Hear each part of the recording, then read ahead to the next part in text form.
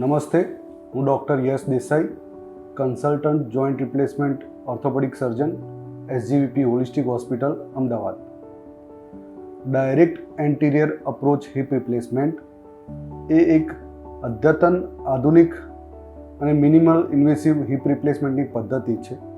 આ પદ્ધતિમાં heap replacement માટે સ્નાયુ કાપ્યા વગર બે સ્નાયુની વચ્ચે જગ્યા બનાવી આગળના ભાગથી હિપ રિપ્લેસમેન્ટ કરવામાં આવે છે.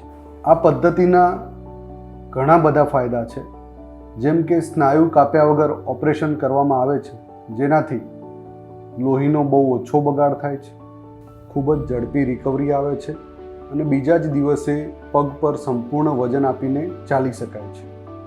કસરત કરવાની જરૂર પડતી નથી.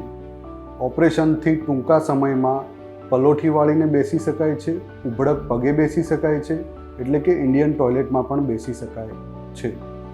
પગની લંબાઈ એક સરખી જળવાઈ રહે છે, એટલે કે કોઈ પણ પગ લાંબો કે ટૂંકો થતો નથી. લોહીનો બહુ જ ઓછો બગાડ થાય છે, તેમજ ચીરો એકદમ નાનો આવવાથી રિકવરી ખૂબ જ ઝડપી જણાય છે. ઓપરેશન પછી હોસ્પિટલમાં રહેવાના સમયગાળામાં પણ ઘટાડો કરી શકાય છે.